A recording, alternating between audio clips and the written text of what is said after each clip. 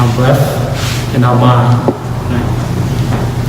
Our body has to be healthy, comfortable, calm, peace, and our breathing, our breath is very important, and our mind, right?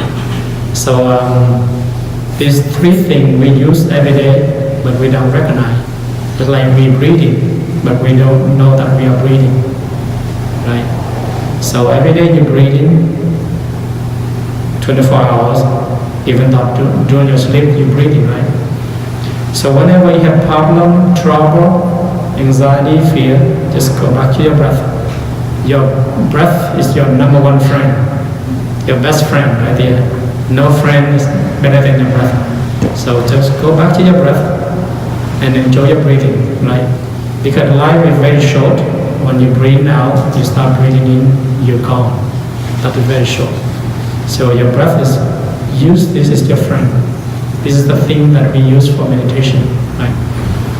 Meditation helps you to breathe better, right? Generally we're breathing, but we don't know. When we eat, we always focus what we're eating, right? When we sleep, we focus on what's sleeping. When we wear, we have to choose what we wear, right? But we forgot the breathing, right? So this is the second thing that we need to breathe gentle, calm, and peace. And the third is our mind, right? So we have what we call the thinking minds and then non-thinking mind, right? Our minds is natural to be think, right? It's always thinking, but we have the other kind of mind that's non-thinking. It's always calm and peace, right? So meditation helps you go back to your non-thinking mind, right? So you have less thinking, you have less stress, less anxiety, less fear, right? If you think too much, then you get fear, anxiety, all those stuff. You have the problem, right? The world problem in today because this thinking mind cause a lot of problem, right? Jealous mind, angry mind, frustrated mind, all this stuff. So that's why meditation to help you go back to the non-thinking mind, right? That is the peaceful inner strength, inner peace mind. So just like I introduced to the yoga class about these three things, the body, the breath, and the mind. So always remember that you have the three things. These three things is your best friend. Your mom, your dad, your brother, your sister, your best friends, and your best friend. They're outside of you. These three things are there, right? Because when you born out this world, you have the three things. When you go live in this world, what? You only think that you breathe your mind, not your body and breath, right? So our body contains the four elements: earth, water, fire, and air. So when you pass away, or when you let go of this body go back to earth, water, fire, and air. You cannot bring with you, right? So this body is like a temporary. We just use like a shirt, a car, a vehicle, a house.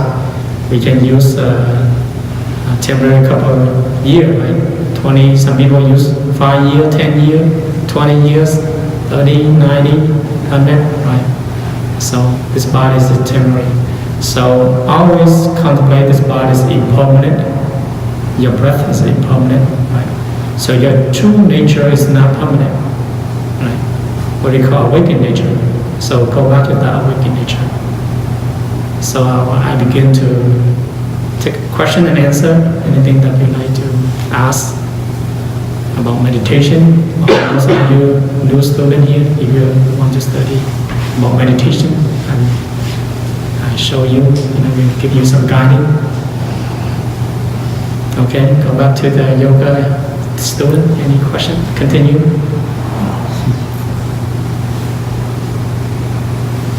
Or anybody back there? Anything that you ask about? Anybody first time here for the meditation class? Okay, some of you. Not the yoga student, but come for meditation.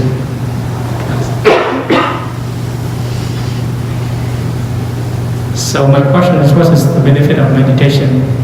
Anybody, can you answer? So why are you study meditation? Inner peace. Okay, inner peace. Anybody else? Mindfulness. Mindfulness. Reduce stress.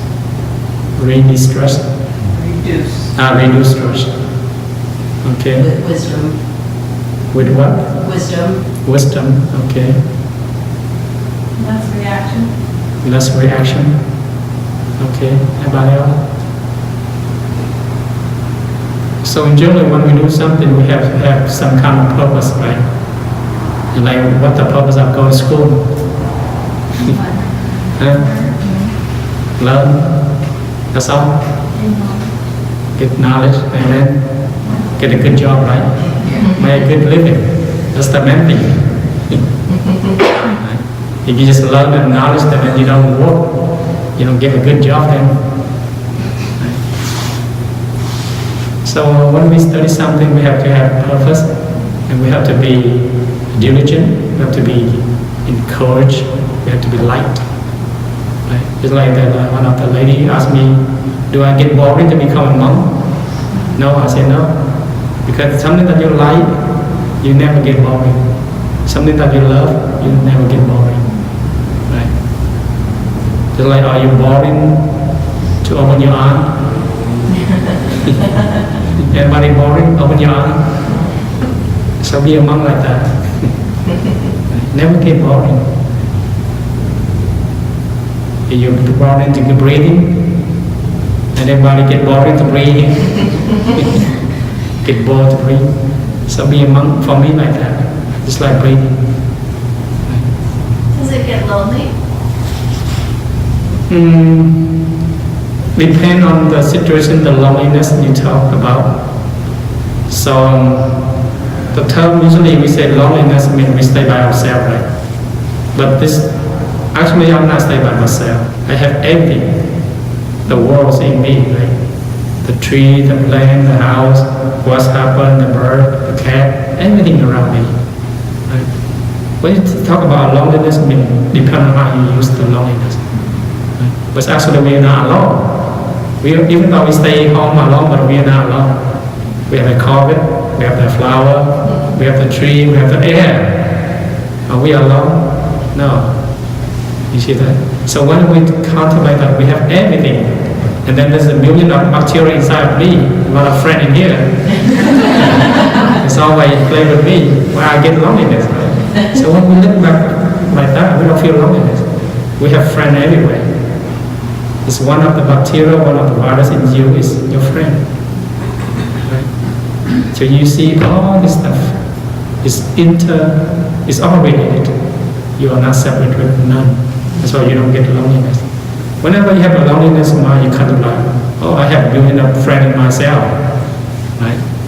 Is it a question? I love the concept of like you have everything, and at the same time, Zen Buddhism talks a lot about emptiness. Yes. Can you expand on just the idea of emptiness and why it's so important? So emptiness does have a low level and high level. So emptiness is everything. Without emptiness, there's nothing. So that's like emptiness. Here we talk about space. Right? Without space, we don't have nothing. With the space, then we have everything. Right? So that is the concept of emptiness of space. The other emptiness is your mind. If your mind is emptiness, you have everything. This means you have let go of angry, frustrated, anxiety, become your mind emptiness, then you have everything. I mean, you live with your awakened nature. Awakened nature is emptiness. Right?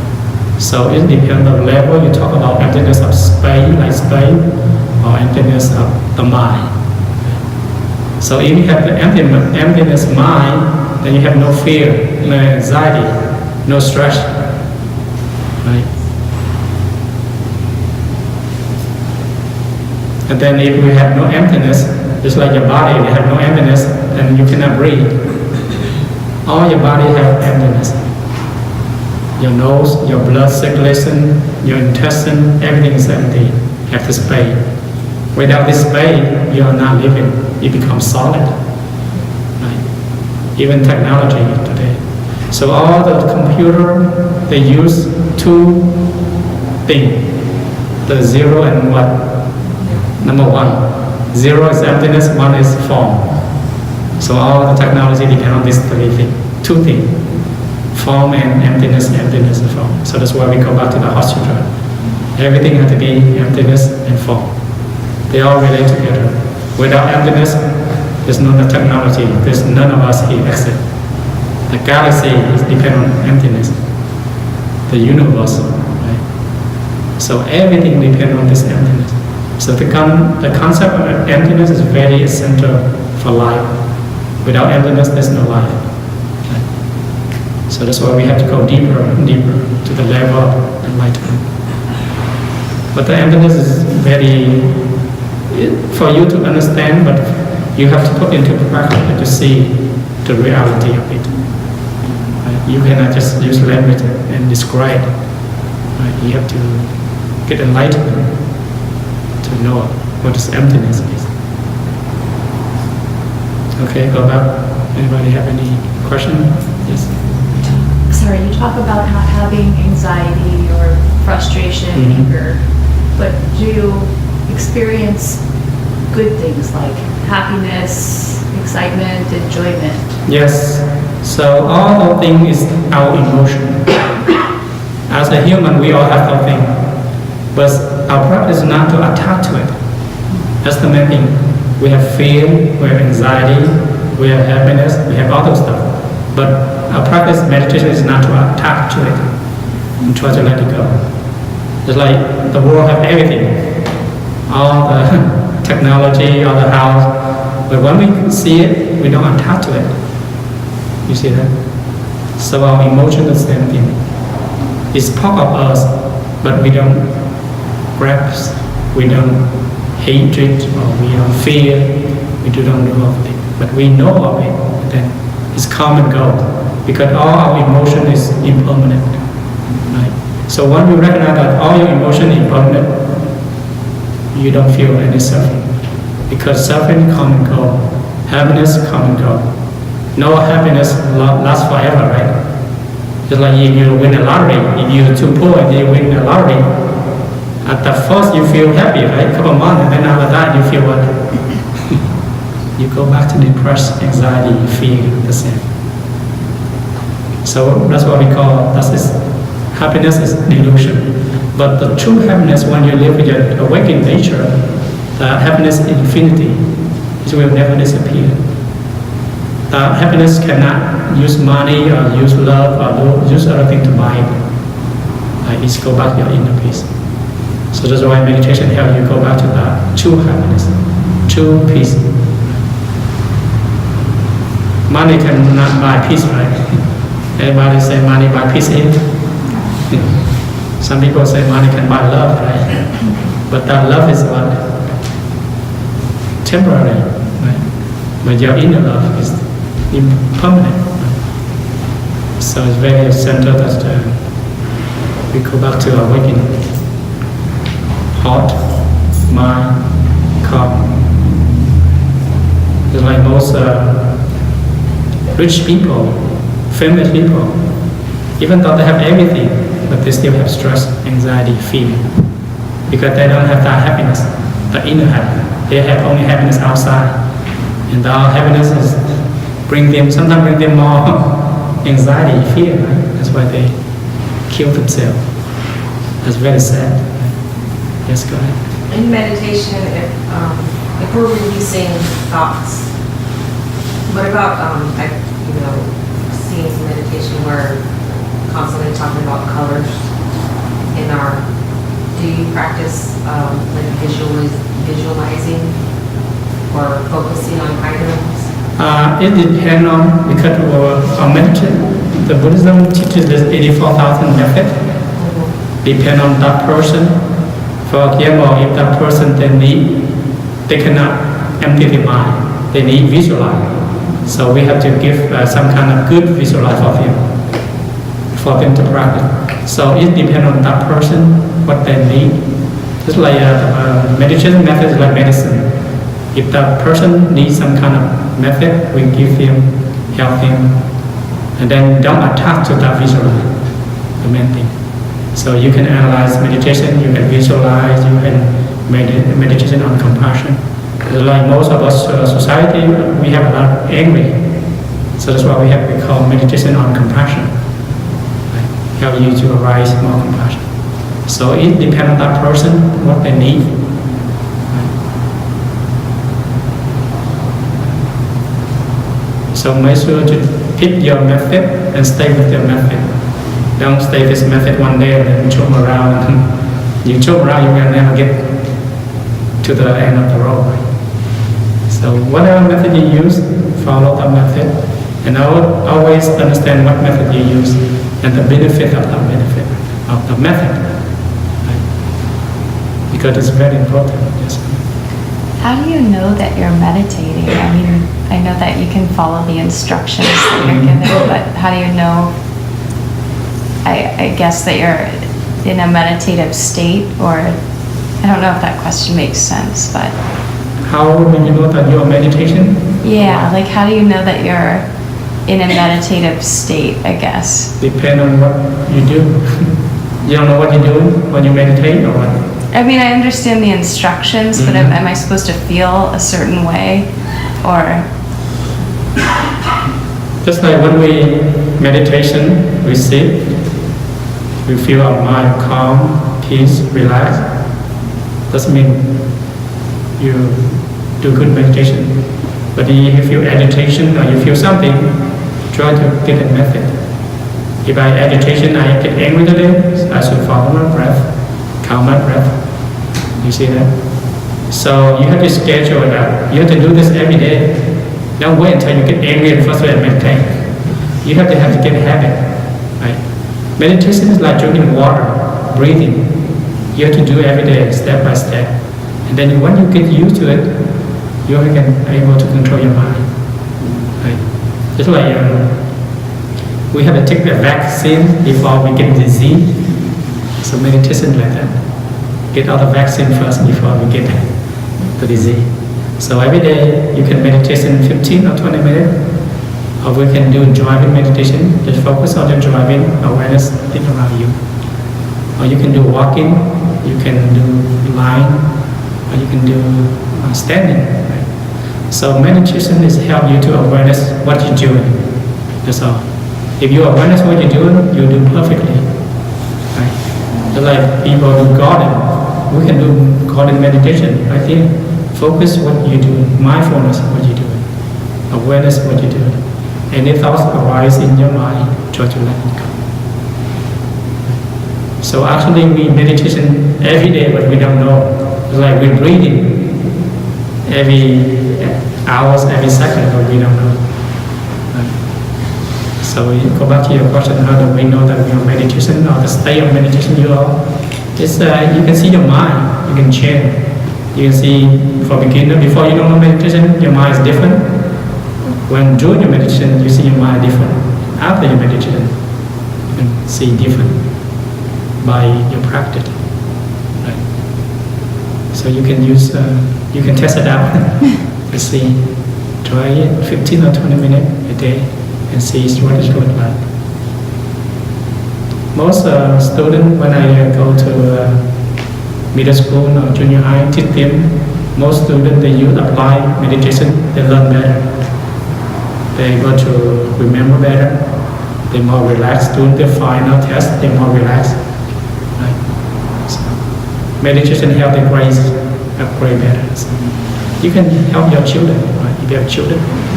That's why I just go back, I told them, I don't say that meditation, because when you say meditation is very, for half of them, I say time out.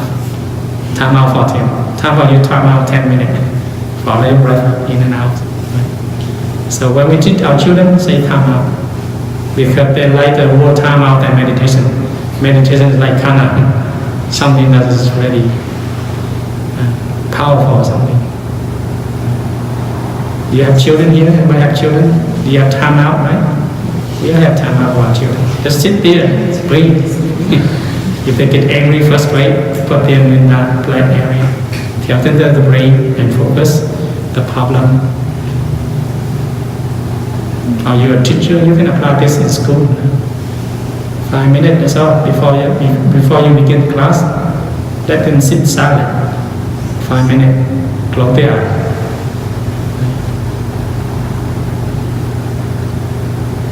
Okay, anybody else? Yes? Some people have talked about how meditation reduces physical pain. Why do you think that is? How do you use meditation to reduce pain?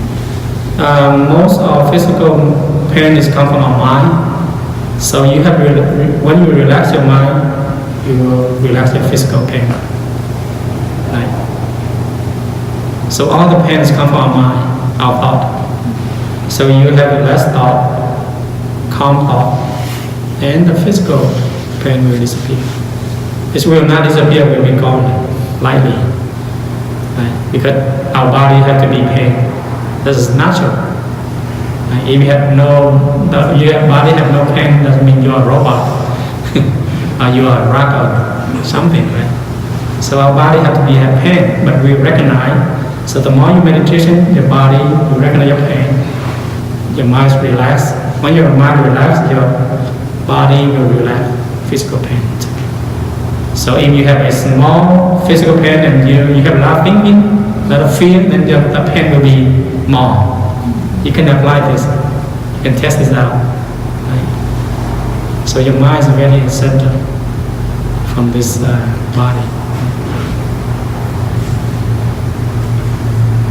So most of us, we have physical pain, right? We all have, because as a human, we all have this physical pain.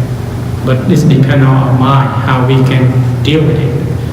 How can we relax during the physical pain?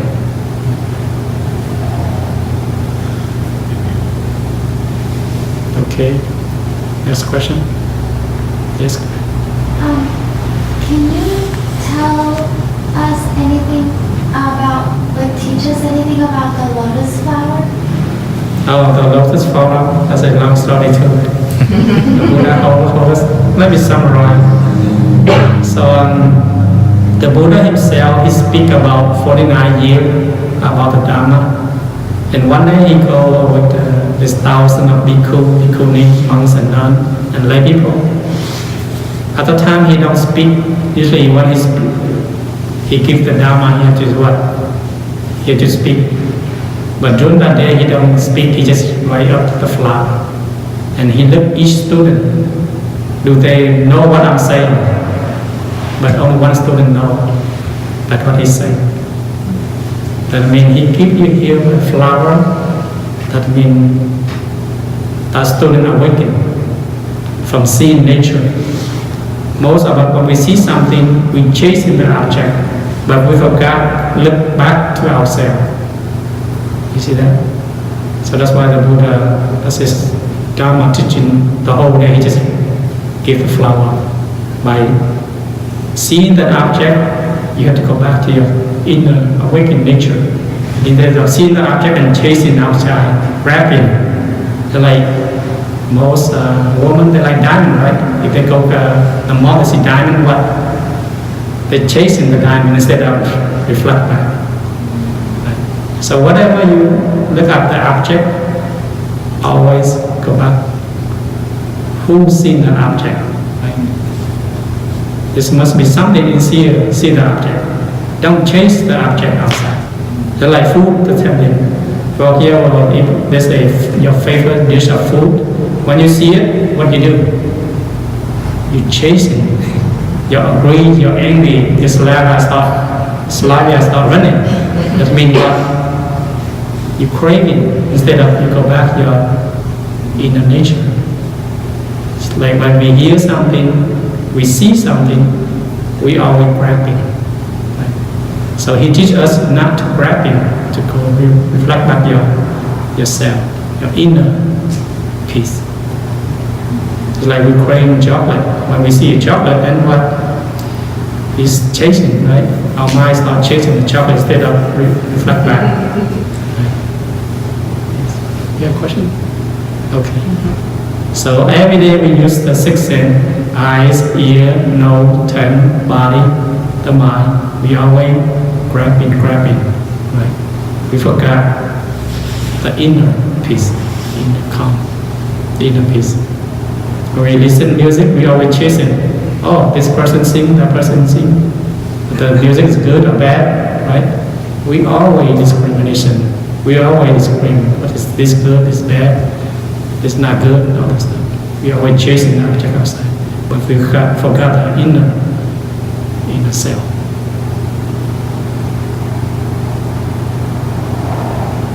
Okay, that's a very long story. We have probably 2 or 3 hours to talk about the lotus. He holding the lotus.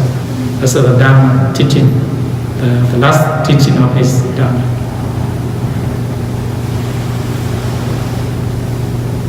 Anything else? Anybody question, comment?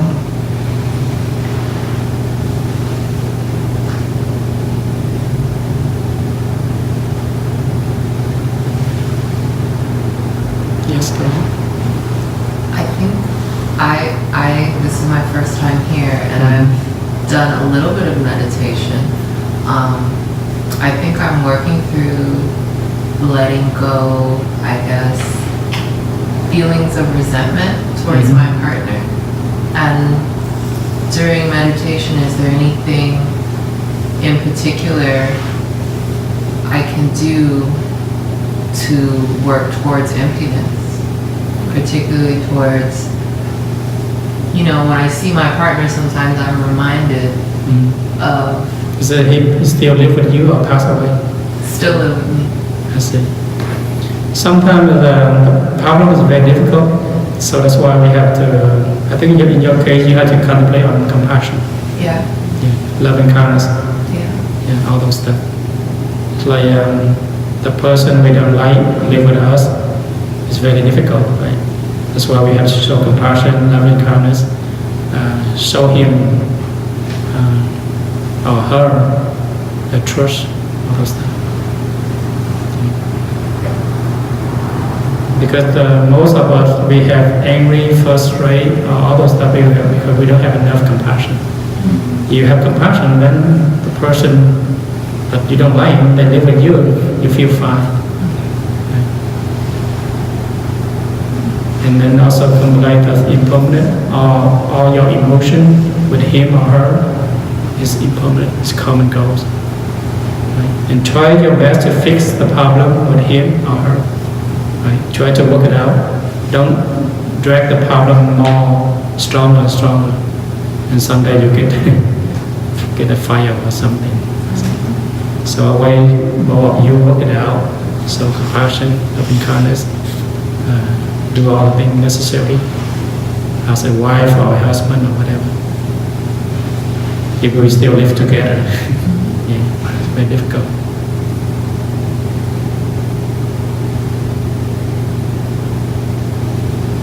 So that's why the best today's society, we have to have more compassion, more loving kindness, because society is more anger, more frustration, all that stuff, because the society we live in. That's why sometimes we need time for ourselves to reflect, right? Because we are too busy, fear of loss and job, fear of all those stuff. And a lot of problems come to today's society. That's why we have to find a solution. Right? We cannot run away. There's no problem you can run away. You will come back. So don't try to run away. Most people, they run away by drinking alcohol, drug, or kill themselves. That's not the good way. It will lead you to be more harmful. Let's go ahead. Any suggestions if, say, in the workplace, you want to have a space, much like the children or adults for time out, and setting up a place maybe that's a zone for people to go, like what kind of space would I think it depends on what job and what the boss, your environment. Huh? You're the boss. Okay, you can do it. Yeah. just like, I mean, Yeah. nature, earthy-like things, right? Yes. If you're the boss, how many employees do you have? About 14. Yeah, you can create a room, what we call a sit together, or we call quiet time, 5 or 10 minutes. Each of you sit and time out, reflect yourself before you go to work, and then after you go home, do 5 or 10 minutes. And you, I mean, like cushions. seats. Yeah, you can. You don't have to be sit on shoulder. You can sit on chair. Yeah. Each of you sit silently, and you have a. Usually today you can download the app. It's a bell. You can set up 5 or 10 minutes. Yeah, you can ring a bell, then everybody you sit quiet. If you use the boss, it's very easy. So it depends on you have a. Yeah. Stick around. You can stick around. Do you have a room? Yeah. You have a room, quiet room. Yeah, you can sit with them. Yeah, it can be a quiet room. Yes, there we go. You can 5 or 10 minutes. Sit, calm, and reflect each of you. I think the best way before you go to work, before start the work, and then before going home, the beginning of work and the end of work. Because when they reflect themselves, they have more calm, they can do a better job for you. Right? That's why Google right now, they have invite a lot of meditators come and teach them meditate. Sometimes they have a lunch break. Right? If you have a lunch break, sit 5 or 10 minutes during your lunch break. Reflect back. Because our minds need rest. During the day we're working. Our minds, if we overwork, we get anxiety, fear, angry easily. So that's why we need rest our mind a little bit. That's going in the morning, like on my own personal journey and meditating. As soon as I walk in the door, everybody else is so. Yeah, so busy. Yeah. Then it heightens it, and Yes. I'm always constantly. So that's why you have to set up your schedule. Just like 8:30 work, you should do 8:20 or something. Do the whole group, sit quietly, meditate, time out. Yeah. Yeah. Okay. Yes.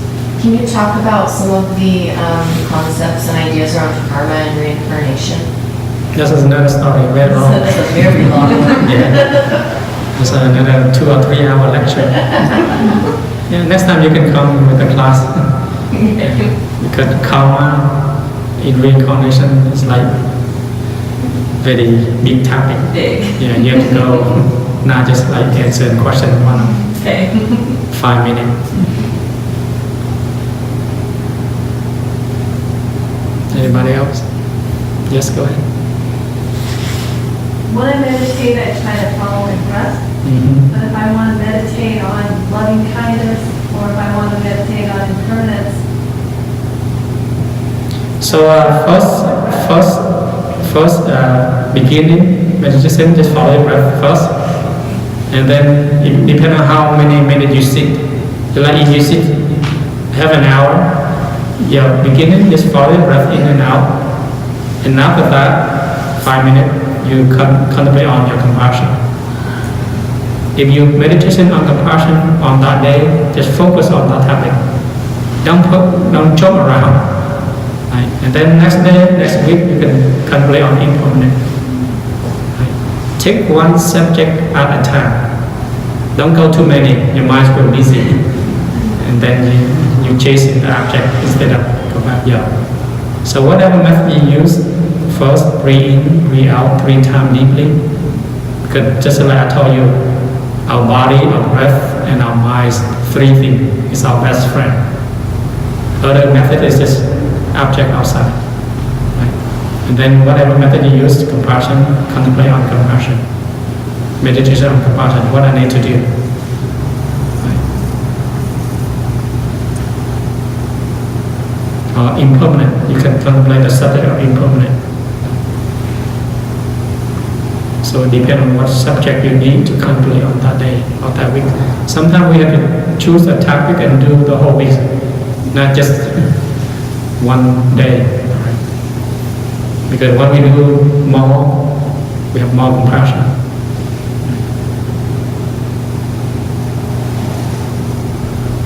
Most of us, we tend to chase this method, that method. That's why we get lost. Right.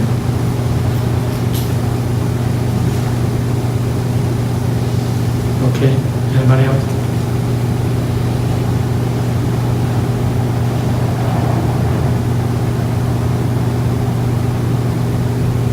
Anybody get lost here?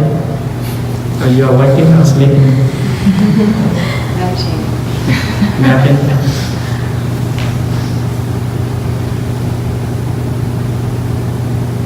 So you have no question, I will let you go. So we have a class here every Wednesday. If you are a yoga student, you can come every Wednesday. Yeah. Usually we sit half an hour meditation, and then we have 5 minutes recite the Heart Sutra, and then we do the Dharma discussion, and then any question, answer and question. Usually we sit half an hour, not today only 5 minutes, 10 minutes, because most students are on those. So be sure we have a few books about Zen meditation back there. After class you can take one. It's free. We have the address, the monastery. If you have any problem, come back Wednesday. And we have a class every Wednesday. So. Anybody else? No questions? Okay, thank you. Enjoy your wonderful week.